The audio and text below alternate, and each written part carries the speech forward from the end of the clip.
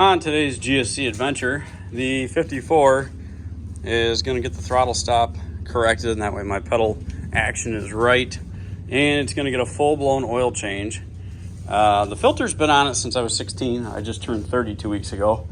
And the oil, I've changed it twice in its lifetime because I really don't put too many miles on it because I'm usually mad enough at it because it won't start and run that I don't drive it.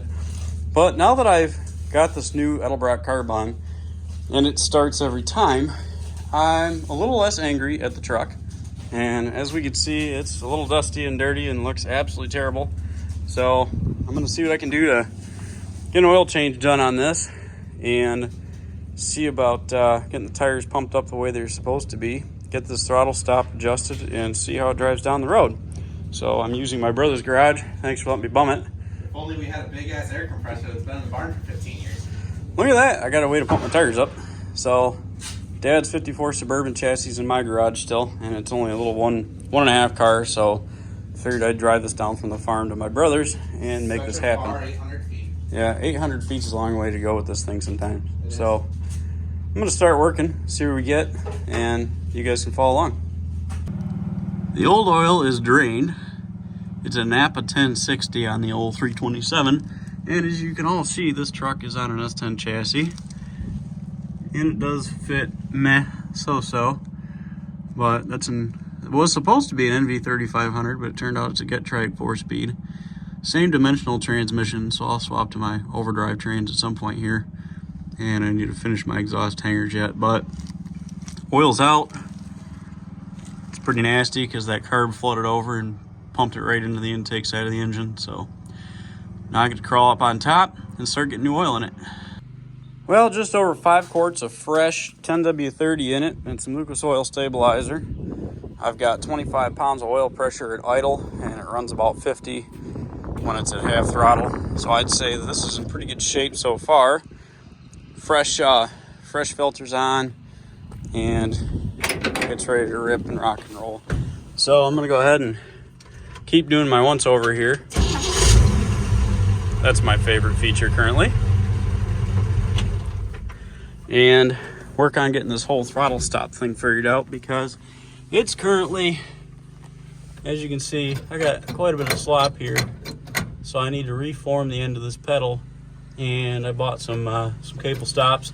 So I'll get this thing buttoned up, put back in place, and we'll see how the fresh throttle works after that. Throttle stop's reset.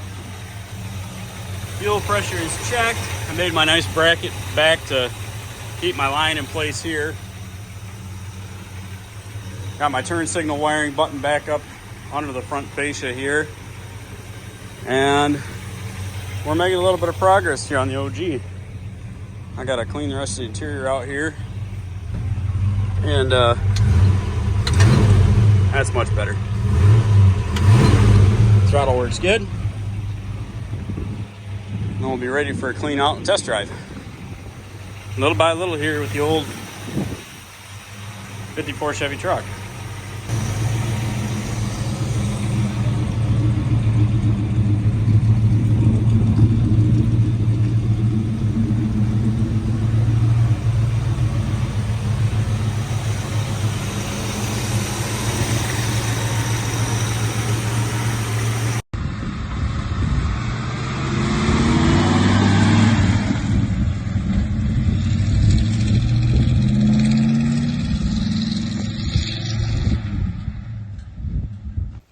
So the OG has had these sweet 3.5-inch wide white wall bias plies on it for a very long time. And they're flat spotted, they no longer balance. And the tires are actually 30 years old, so they're as old as I am. I went ahead and purchased a set of radial black walls in adequate size, 235, 75, 15, on a nice set of American Racing Torque Thrust Ds. So I'm gonna go ahead and get these pulled out of the back of the truck and start swapping one by one on here. Figured do one side at a time because, well, it's raining and it's cold rain. So we'll see how this goes. After a little bit of wrestling in the rain, the old 54's got new shoes on it. This is so weird to see without white walls for the first time in basically its entire life. So this is what we ended up with.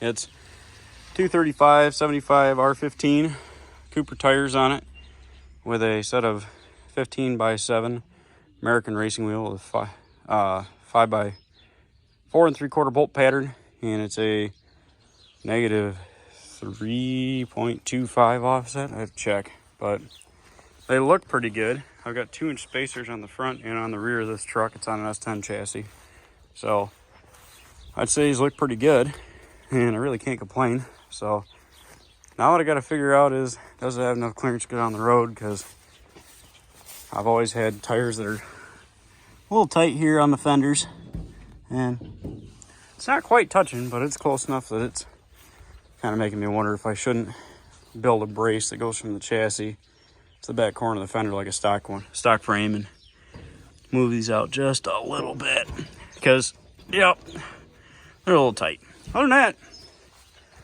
I'd say ready to rip.